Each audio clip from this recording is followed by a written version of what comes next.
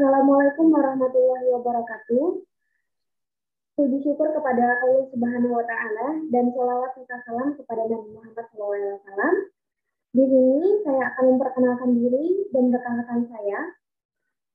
Perkenalkan, nama saya Aya Oki Rahmawati selaku moderator dan pemateri pertama. Rekan saya Sofian Irawan selaku pemateri kedua dan Puri Fakihani selaku pemateri ketiga. Baik, di sini saya akan memoderatori kelompok 5 yang membahas tentang kelas kata, frasa, klausa, dan kalimat. Baik, kita akan melanjutkan kepada materi pertama.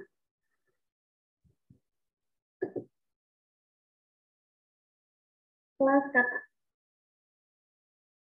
Kelas kata adalah kata dalam satu bahasa berdasarkan kategori bentuk, fungsi, dan makna dalam gramatikal untuk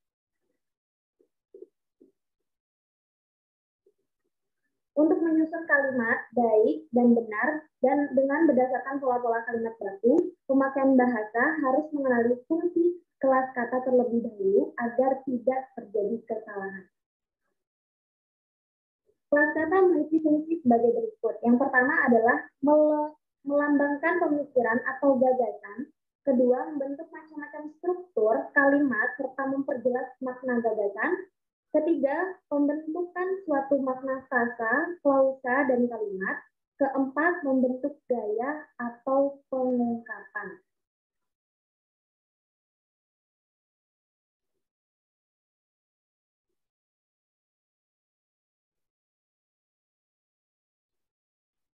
Perincian kelas kata. Yang pertama yaitu nomina. Nomina adalah kelas kata yang dalam bahasa Indonesia ditandai oleh tidak dapatnya bergabung dengan kata tidak. Kedua yaitu verba. Verba adalah kata yang menggambarkan proses perbuatan atau keadaan kata kerja. Yang ketiga ada pronomina, kata yang dipakai untuk mengganti orang atau benda, kata ganti seperti aku, engkau, dia. Keempat ada numeralia, adalah kata yang menunjukkan bilangan atau kuantitas, atau bisa disebut dengan kata bilangan.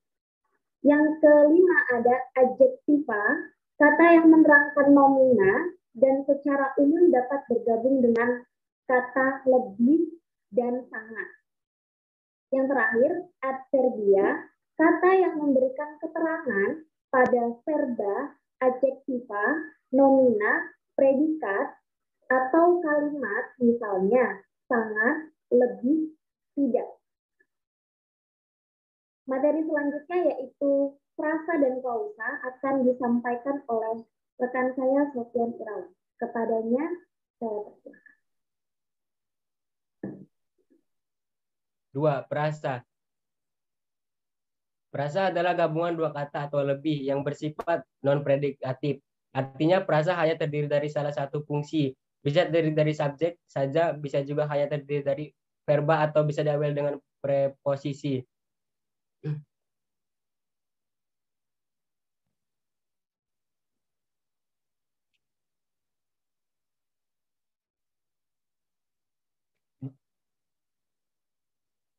Jenis frasa terbagi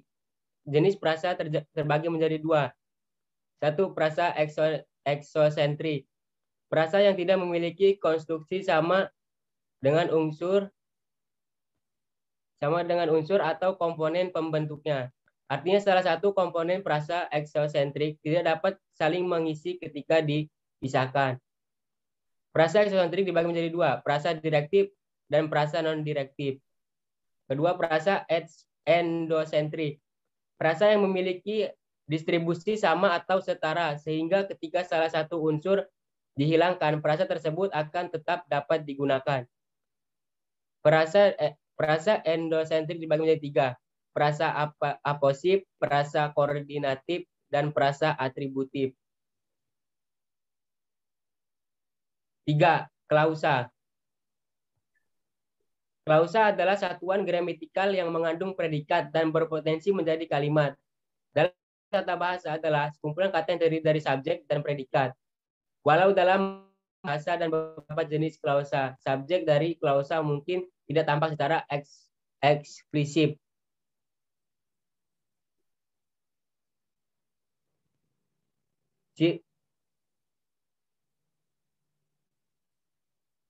Ciri-ciri klausa terbagi menjadi 4.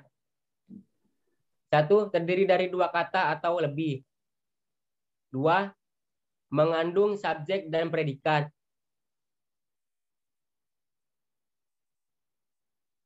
3. Memiliki fungsi gramatikal dan kalimat. Dan yang keempat, tidak memiliki intonasi terakhir dan tanda baca.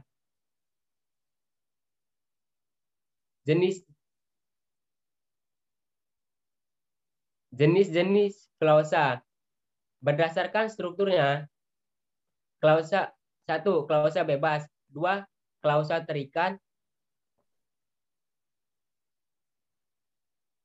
Berdasarkan fungsinya, 1. Klausa subjek. 2. Klausa objek. 3. Klausa keterangan. 4. Klausa pelengkap. Berdasarkan kelengkapan unsurnya, 1. Klausa lengkap. 2. Klausa tak lengkap. Berdasarkan kata negatif, 1. Klausa negatif. 2. Klausa positif.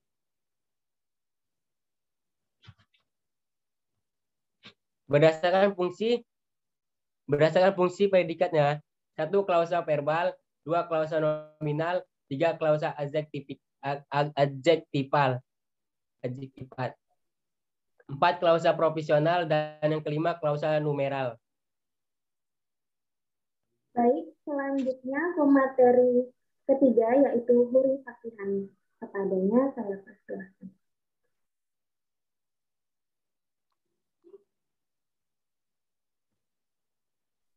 Empat, kalimat. Kalimat adalah satuan bahasa berupa kata atau rangkaian kata yang dapat berdiri sendiri dan menyatakan makna yang lengkap. Kalimat adalah satuan bahasa terkecil yang mengungkapkan pikiran yang utuh, baik dengan cara lisan maupun tulisan. Jenis kalimat. Yang pertama, kalimat simpleks. Kalimat yang hanya terdiri klausa atau satu struktur predikat. Yang kedua, kalimat kompleks. Klausa utama lazim disebut induk kalimat, sedangkan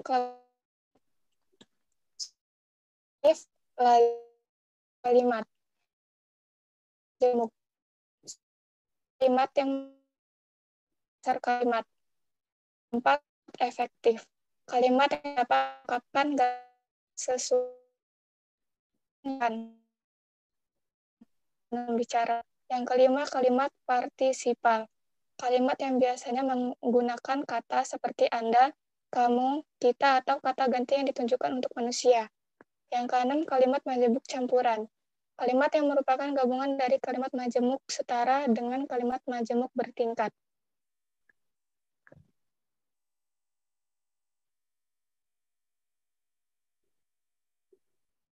Baik, demikianlah presentasi dari kami, kelompok 5. Kami mohon maaf apabila terjadi kekurangan. Semoga ini bisa bermanfaat bagi kita semua. Wassalamualaikum warahmatullahi wabarakatuh.